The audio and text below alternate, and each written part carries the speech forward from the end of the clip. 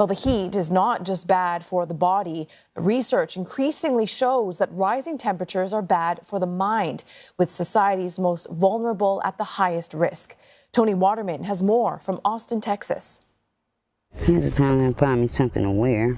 For the past 4 years, Mary Miller has called this East Austin park home.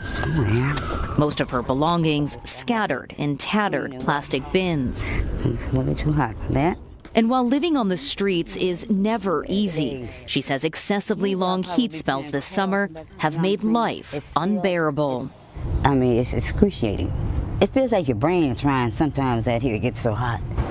At one point this summer, temperatures in Austin were over 38 degrees for a record 45 days straight, with little reprieve at night. On the day we met, the mercury hit 40. We need to get along, try to help each other. And the heat, not eating properly and not resting properly has a lot to do with the mentality, how we face and deal with people here. Research on the effects of long-term exposure to extreme heat is still in the beginning stages. But early evidence already shows that for every 1 degree Celsius increase in temperature, there can be a 6% associated spike in rates of violence and up to a 2% increase in suicide. We don't have a certifiable answer to what the cause of that link is. However, we have theories. We know that heat can impact sleep, and that sleep, when dysregulated, can lead to a variety of mental health conditions.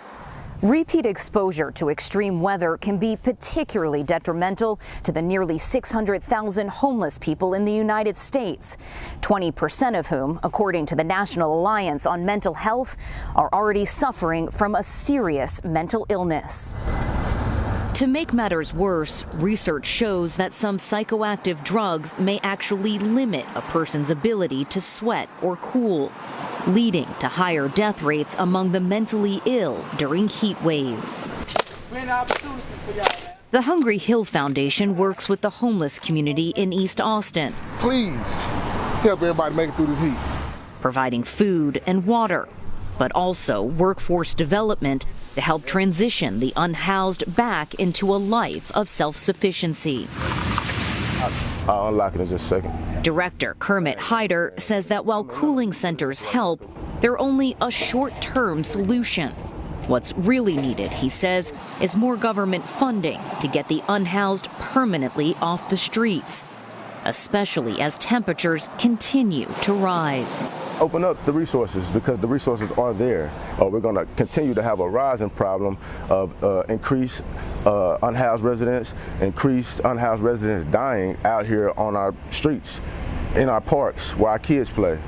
Earlier this year, a bipartisan group of U.S. lawmakers introduced a bill that would set aside $36 million in grants for mental health care in communities on the front lines of climate change, which could include more resources for the homeless.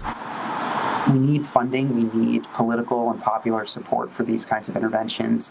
And from a research standpoint, we need to have a larger investment in seeing how we can support people who are struggling with the impacts of climate change on their mental health. A need of growing importance, as scientists say the intensity, frequency, and longevity of this year's summer heat becomes the norm going forward. Toni Waterman, CNA, Austin, Texas.